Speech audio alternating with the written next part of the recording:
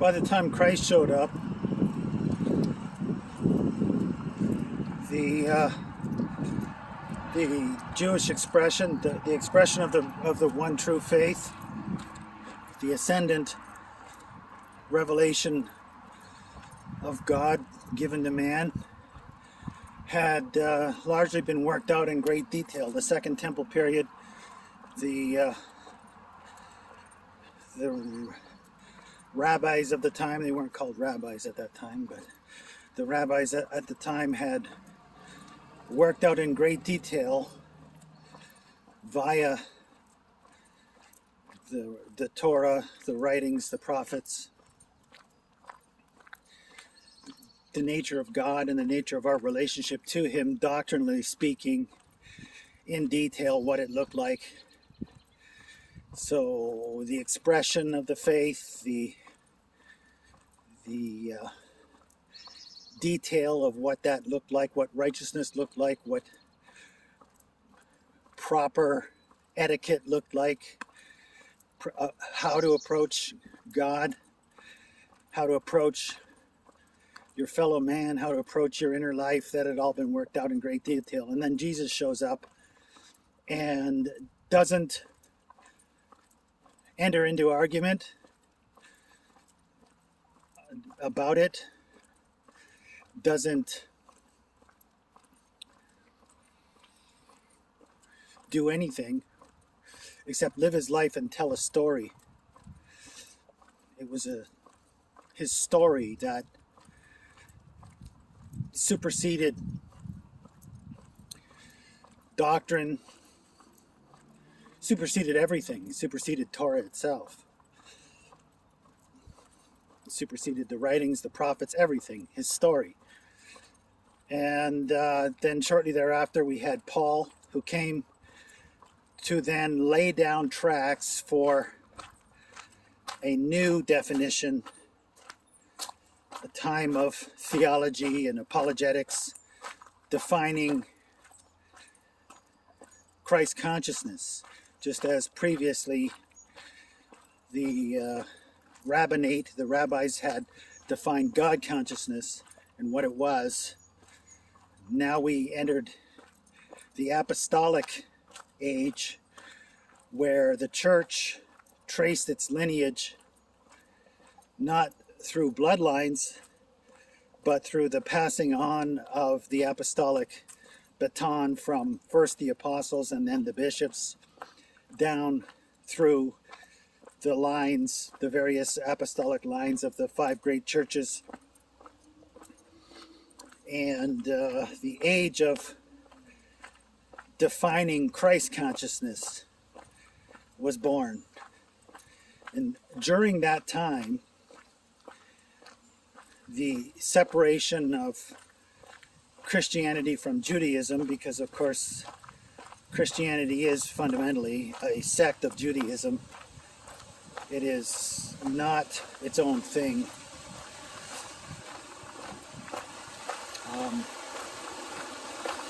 Separated itself from Jewish believers. The Jewish believers, the followers, the ones who established the apostolic lineage, any Jewish believer was squeezed out.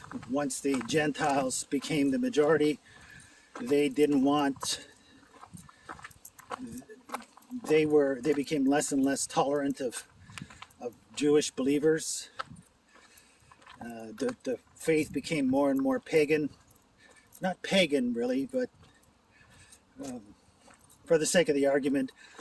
And of course the Jews on their side, they saw any Jewish believer, follower of Yeshua as the Messiah, as the enemy. And the divorce began. So the divorce between the apostolic roots of the church. So at the same time they were defining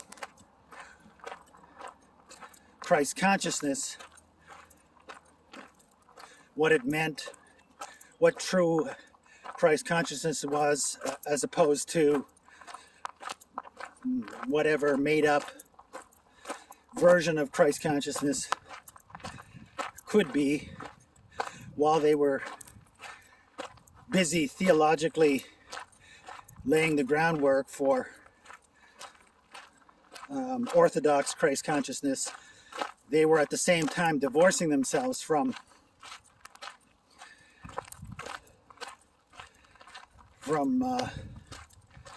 Jewish consciousness on the ground. So Jewish consciousness on the ground, they call essentially the fifth gospel. There's four gospels, and then the fifth gospel is the gospel of the land, the gospel of story. They separated them. So while they were defining the doctrine, the apologetic of Christ, they abandoned the fifth gospel, which is the gospel of story, the gospel of the people, knowing God through experience.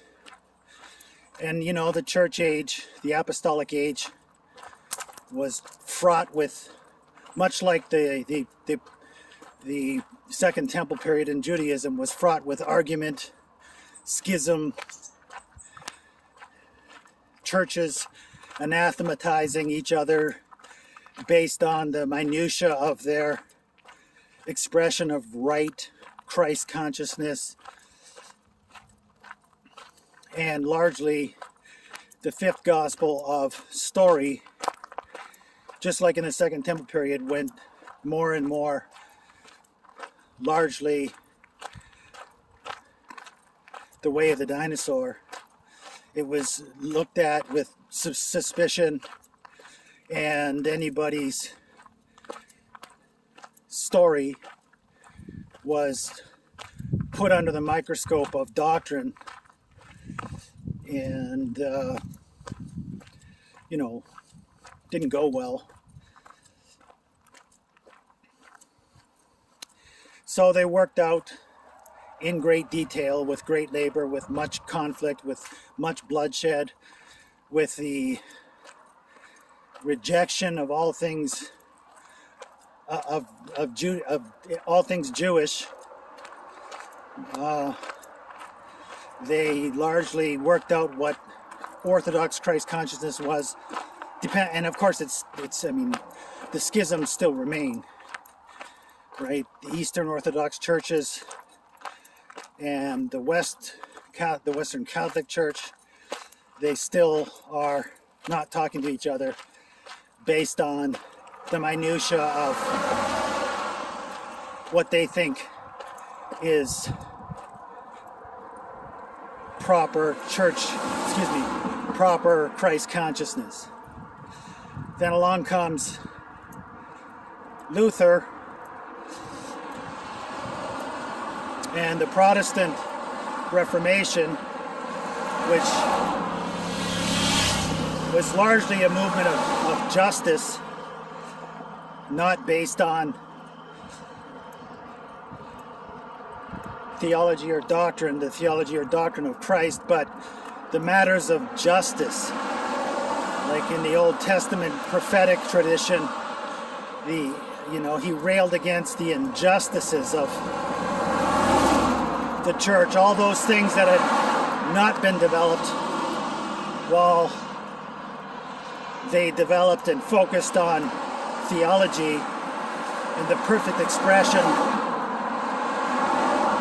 of proper Christ consciousness. They became wicked and corrupted and filthy. So they had right doctrine and no justice. And so from that time going forward, because of this matter of justice, a time of stories began.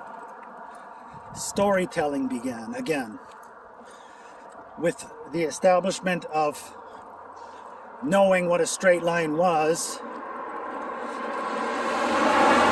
We knew in great and painful detail what proper Christ consciousness is, once we had, or was, is, what once we had established that, and the church had spent, 1,500 years arguing over the minutia of it,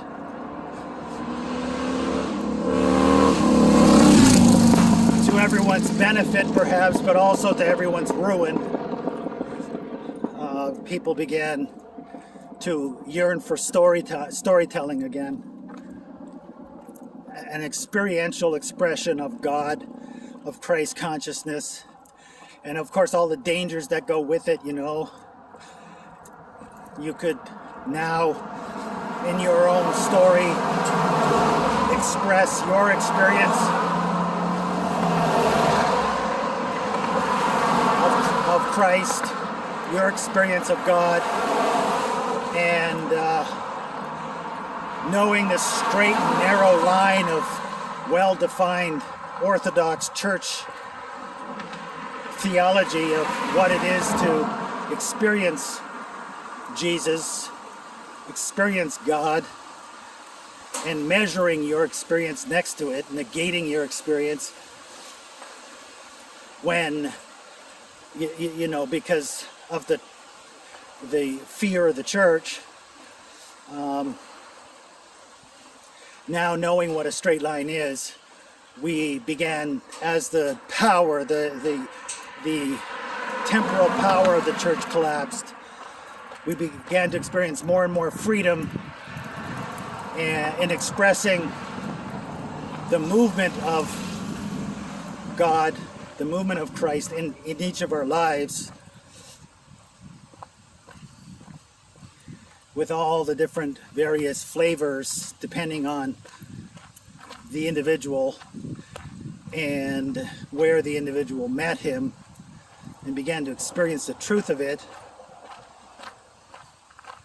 for themselves. So the measure we took for granted, we could take for granted the standard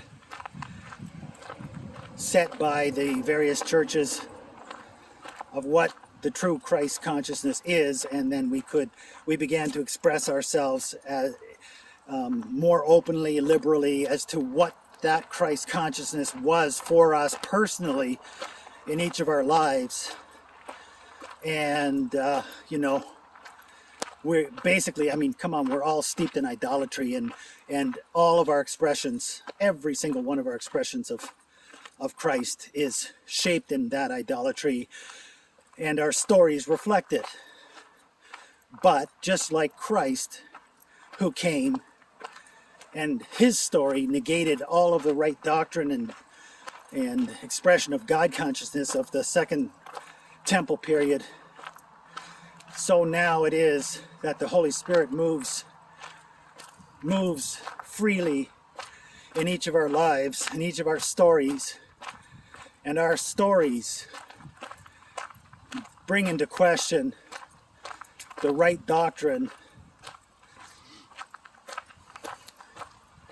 the so-called right doctrine of the church proper. So there's this balance, this dialectical back and forth that occurs. Without story, there is no. It doesn't matter what right doctrine is; it's dead. It's in fact the right doctrine, whether it's God consciousness or Christ consciousness. Right doctrine murders each of us, slays our stories, creates self-doubt, and separates us from the love of God. Whereas our stories, the intimate stories, although it is riddled with one form of idolatry or another, unites us with God, teaches us self-acceptance,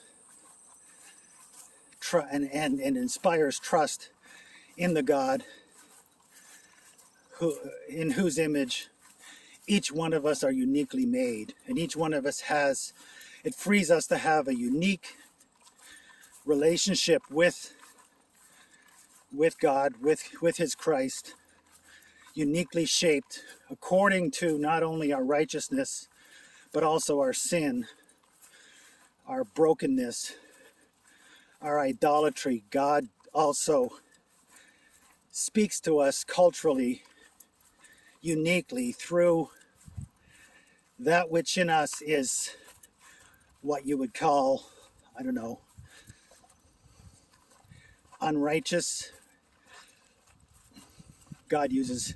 So that's the age that we're living in. That's the age that we're living in, which is a danger. There's real dangers, but you know, the last age also had real dangers.